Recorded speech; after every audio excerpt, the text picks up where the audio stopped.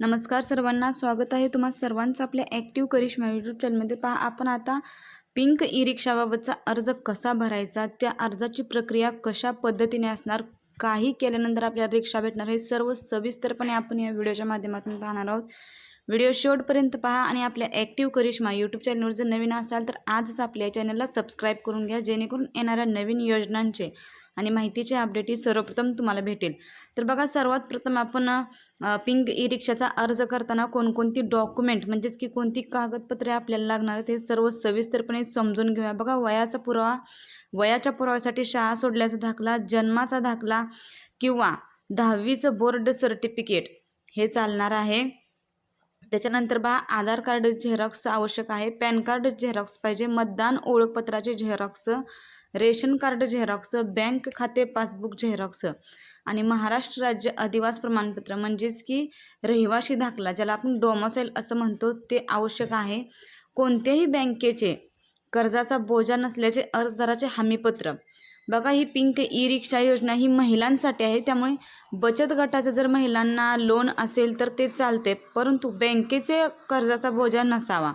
लाभार्थी कुटुंबाचे वार्षिक उत्पन्न 3 लाखापेक्षा कमी असावे, म्हणजे जास्त नसल्याचे प्रमाणपत्र।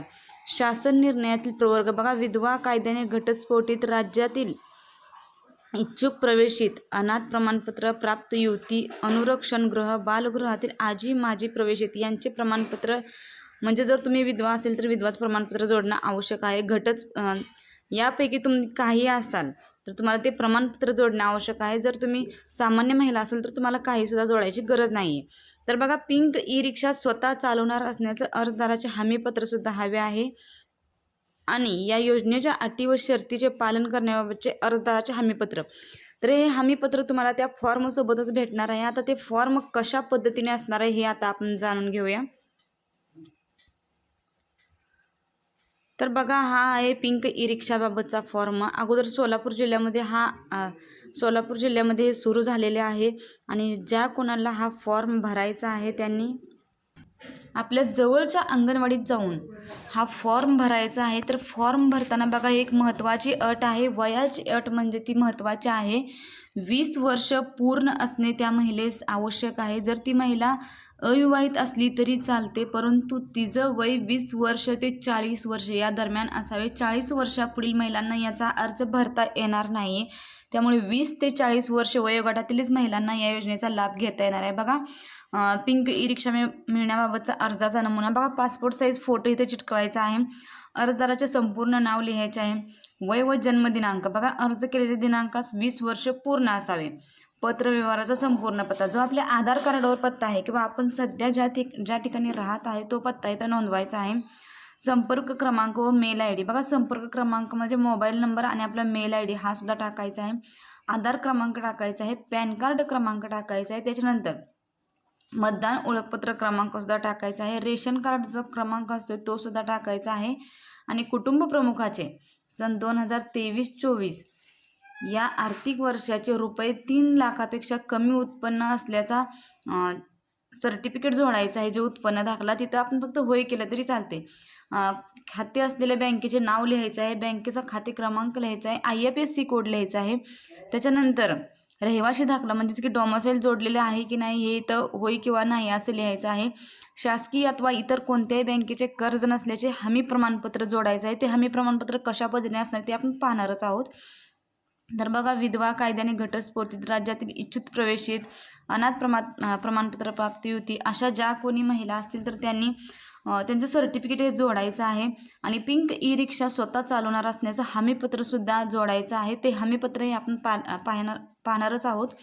तर योजनेतील अटी व शर्तीचे पालन करण्याबाबतचे एक हमीपत्र आहे, ते सुद्धा पाहणार आहोत आणि अर्जामध्ये भरण्यात आलेली माहिती खरी आहे आणि ही माहिती खरी असून मला पिंक रिक्षा मिळण्याबाबतचा अर्ज आज रोजी म्हणजे इथं दिनांक टाकायचे आहे, वेळ टाकायची आहे आणि मी हा अर्ज भरत आहे असे इथं करून अर्जदाराचे नाव व सही इथं करायचे आहे। तर आता जे हमीपत्राबद्दल बोलले होते तर हमीपत्र ते एकाच पेजवर 3 हमीपत्र आले, बघा कोणकोणते आहेत। कोणत्याही बँकेचे कर्जाचा बोजा नसल्याचे एक हमीपत्र आहे, त्याच्यानंतर पिंक ई रिक्षा म्हणजेच गुलाबी रिक्षा स्वतः चालवणार असण्याचे अर्जदाराचे हमीपत्र आणि त्याच्यानंतर योजनेच्या अटी व शर्तीचे पालन करण्याबाबतचे अर्जदाराचे हमीपत्र हे 3 हमीपत्र एकाच पेजवर येणार आहेत. त्यामुळे तुम्ही हे प्रिंट काढून घेऊन फॉर्म भरायचा आहे. तर बघा बँकेचा कर्जाचा बोजा नसल्याचं हमीपत्र कसं लिहायचं आहे पाहूया. इथं स्वतःचं नाव टाकायचं आहे, राहणार टाकायचं आहे आणि स्वतः लिहून म्हणजे इथं लिहिलेलंच आहे, फक्त इथं स्वतःची सही करायची. बघा हमीपत्र लिहून देते की राज्यातील गरजू महिलांना रोजगारासाठी पिंक ई रिक्षा बाबत 8 जुलै 2024च्या शासन निर्णयानुसार अर्ज करीत असून माझ्यावर कोणत्याही बँक पतसंस्था इत्यादी कर्जाचा बोजा नाही आहे. माझी सदरची माहिती खोटी आढळल्यास शासनामार्फत माझ्यावर जी कायदेशीर कारवाई केली जाईल त्यास मी पात्र राहील याची मला जाणीव आहे. असं त्यांनी सही आणि नाव टाकायचं आहे, ठिकाण टाकायचं आहे, दिनांक टाकायचा आहे. त्याच्यानंतर बघा पिंक ई रिक्षासुद्धा असंच आहे. तर पिंक ई रिक्षाबाबत म्हणजे नाव टाकायचं, राहणार आहे तसंच सेम टाकायचं. फक्त इथं माहिती काय आहे, पिंक ई रिक्षा मी स्वतःच चालवणार असण्याचे हमीपत्र देत आहे ही माहिती असे टाकायची आहे. स्थळ टाकायचं आहे, दिनांक टाकायचे, अर्जदाराचे नाव आणि सही. त्याच्यानंतर बघा योजनेच्या अटी व शर्तीचे पालन करण्याबाबतचे हमीपत्र. तर ते हमीपत्रसुद्धा स्वतःचं नाव टाकायचं आहे, त्या महिलेने राहणार टाकायचं आहे आणि मी या राज्यातील गरजू महिलांना रोजगारासाठी पिंक ई रिक्षाबाबत 8 जुलै 2024च्या शासन निर्णयातील योजनेच्या अटी व शर्तीचे पालन करण्याबाबतचे वेळोवेळी येणाऱ्या शासन आदेश, परिपत्रक इत्यादी पालन करण्याबाबत हमीपत्र देत आहे. मी सदर योजनेच्या अटी व शर्तीचे पालन केले नसल्यास अथवा उल्लंघन केल्यास शासनामार्फत माझ्यावर जी कारवाई होईल त्यास मी पात्र राहील याची मला जाणीव आहे. याकरता हे हमीपत्र लिहून द्यायचं. बघा दिनांक टाकायचे आहे, स्थळ टाकायचं आहे आणि अर्जदाराचे नाव व सही करायचे. अशा पद्धतीने हे 3 हमीपत्र एकत्र येणार आहेत. तुम्हाला कोणत्याही प्रकारचं हमीपत्र लिहायची गरज नाही, याची प्रिंट काढायची आहे. तर आता ही रिक्षा भेटणार, तर ती रिक्षा कशा पद्धतीने भेटणार, तर बघा शासनामार्फत ही रिक्षा भेटणार आहे. 3,65,000 एवढी या रिक्षेची किंमत आहे. तर 10% रक्कम ही आपल्याला फॉर्म भरताना भरायची आहे. तर बघा 3,65,000ची रिक्षा आहे, तर त्याच्यामध्ये कर्ज हे आपल्याला 70% भेटणार आहे. शासन 20% रक्कम भरणार आहे आणि स्वतः 10% रक्कम म्हणजेच की अर्ज मंजूर झाल्यानंतर 3,500 रुपये एवढी रक्कम त्या महिलेला भरावी लागणार आहे. शासन याच्यामध्ये 20% अनुदान देणार आहे आणि कर्ज 70% भेटणार आहे. तर ते कर्ज कशा पद्धतीने असणार बघा, कर्ज हे बिनव्याजी असणार आहे आणि या कर्जाची रक्कम फेडण्यासाठी 60 महिन्याचा कालावधी आहे, म्हणजे 5 वर्षाचा कालावधी आहे. ज्यावेळेस तुम्ही अर्ज भरताय, तुमचा अर्ज मंजूर झाला, ज्यावेळेस तुम्हाला रिक्षा भेटणार आहे त्यावेळेसपासून 1 वर्षापर्यंत कोणत्याही प्रकारचे कर्ज किंवा कोणतीही रक्कम भरायची नाही. फक्त मंजूर झाल्यानंतर 3,500 रुपये एवढी रक्कम भरायची आहे. त्याच्यानंतर 1 वर्ष कोणत्याही प्रकारचं लोन वगैरे भरायचं नाही. पण 1 वर्ष पूर्ण झाल्यानंतर जे आपली 70% रक्कम शिल्लक राहत आहे त्या रकमेला कोणत्याही प्रकारचं व्याज नाही बसणार. फक्त त्या जी रक्कम असेल त्या रकमेच्या ठराविक किंमत आपण ठरवायची आहे आणि त्या ठराविक किमतीनुसार आपण प्रत्येक महिन्याला तो हप्ता ठेवून ती रक्कम ही 5 वर्षाच्या आत फेडायची आहे. तर बघा आता सर्व महिलांना प्रश्न पडला असेल की आम्हाला तर रिक्षा चालवता येत नाही, तर काहीही घाबरण्याचे कारण नाही. रिक्षा चालवण्याची ट्रेनिंग फ्रीमध्ये देण्यात येणार आहे. तसेच आता रिक्षा चालवायची म्हटल्यानंतर रिक्षाचं लायसन्ससुद्धा आवश्यक आहे, तर लायसन्ससुद्धा काढणे मोफत मिळणार आहे. तसेच 1 वर्षापर्यंत ही रिक्षा इलेक्ट्रॉनिक आहे, त्यामुळे 1 वर्षापर्यंत चार्जिंग जे आहे ते चार्जिंगसुद्धा फ्री असणार आहे. प्रत्येक ठिकाणी या रिक्षेचे चार्जिंग पॉईंट हे बसवण्यात येणार आहेत. ज्यावेळेस चार्जिंग पॉईंट हे बसवण्यात येणार आहेत त्यावेळेस सर्वांना याची चार्जिंग ही फ्रीमध्ये भेटणार आहे 1 वर्षापर्यंत. त्याच्यानंतर आपण हे स्वतः करायचं आहे आणि कर्जाची रक्कम तर तुम्ही पाहिलेली आहे. कर्ज 70% आपण भरायचं आहे, तेही 1 वर्षानंतर. शासन 20% अनुदान देणार आहे आणि 10% रक्कम स्वतः, म्हणजेच की ज्यावेळेस आपला अर्ज मंजूर होते, आपल्याला रिक्षा भेटणार आहे त्यावेळेस फक्त 3,500 रुपये एवढे त्या महिलांनी भरायचे आहे.